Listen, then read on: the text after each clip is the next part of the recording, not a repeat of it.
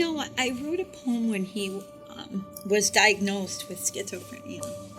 And the only thing that could go through my mind was I was remembering that I was hanging clothes on the clothesline and he was running around chasing a butterfly.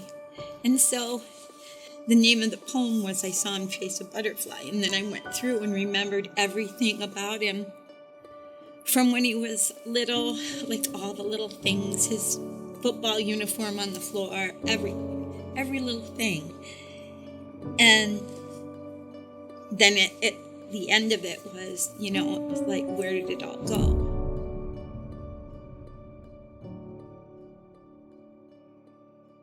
My brother Rusty took his life at 19 years old in 1994. He was the one that just kind of protected us, and the big brother. I just always remember him carrying me around or, making sure everything was okay and safe, and, he played that role and just made everything good. He really enjoyed the country. He really enjoyed the hunting and fishing, but then we would hold, he would be the one that would start a fire down by the lake. And everybody had to come as a family and sit and enjoy the fire. And he'd come up with these little games like Funny Bunny, where you would eat as many marshmallows or put as many marshmallows in your mouth and talk without losing or swallowing one. And he always thought that was fun to do as a family. And for him, it was very important that the family gathered around the fire and sat and had a good time. And I think that memory for me, I've always looked back.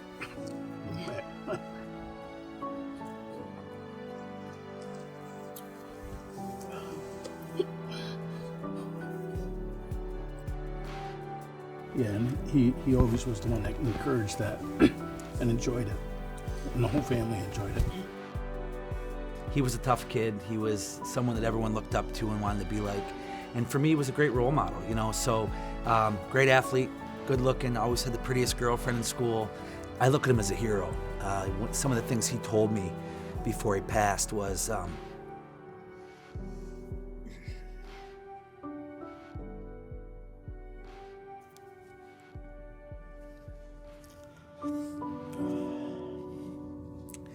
that he was hearing voices to hurt me and hurt my mom, and I don't think he could live with it. And I think I look back at it and I try to find the positive in everything, and I think that's why he did what he did. I think he couldn't live with the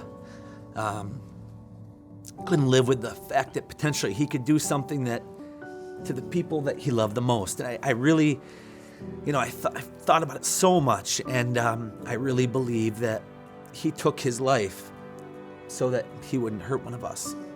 And he told me, he said, keep having these voices to do this and to do that. And I think he just was heroic. And, people look at it like it's selfish, and the way every one of us struggles with some level of mental health. Every one of us, doesn't matter what you look like, how much money you have, everyone has times in their lives where they're struggling, and that's why I look at him as a hero. I really do. I think that he had to make the hardest decision he could make because he couldn't clear his mind. And the beauty of where we're at today is I think that people now are starting to wake up to that, and I think they're starting to say that everyone at some point needs a hand. We need to open a door for someone else, no matter who they are, no matter what they have. And so that's what happened. And it's my mother, who, very difficult for her. She found my brother. She still today is someone I look at as, my hero, because she rallied behind everyone and kept our family together. And if it weren't for her, we wouldn't be where we're at today. And so, you talk about Mother Teresa, you talk about empathy. There's no one that carries an empathetic flag like she does. And, I talk about leadership, and she's the best leader I know. the stigma from Rusty's perspective, he become more and more isolated and felt as though he didn't fit in. And not only did he not fit in, he didn't know what to do about it. So he didn't want to take medication because he wanted to get back in shape.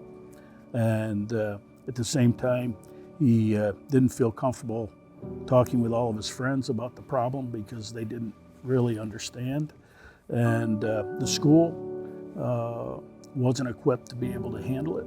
And we couldn't find the resources locally at all to give us the opportunity to find treatment that would allow him to begin to feel as though he fit back in, even if it wasn't with the same network of friends, with friends.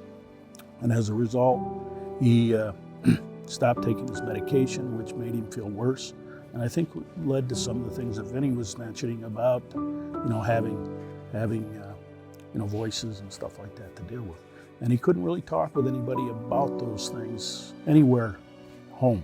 The stigma is getting better, but I still think that people still have this view on mental illness that they don't want to share it. Even people will suffer like quietly when they're dealing with something, and families a lot of time they'll suffer if they have somebody in their family that's dealing with it, especially children.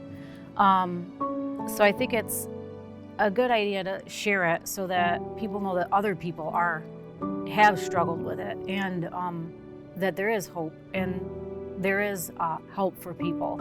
The thing that we're focused on is how we can help others that may have gone through this, or others that will go through it, or anybody that doesn't really have the ability to see what we've seen and felt and now have come out on the other side. He was strong, he was funny, he was just a really good person. Loving and compassionate. He was a protector, he was a big brother. He was a winner. It's only one way of putting it.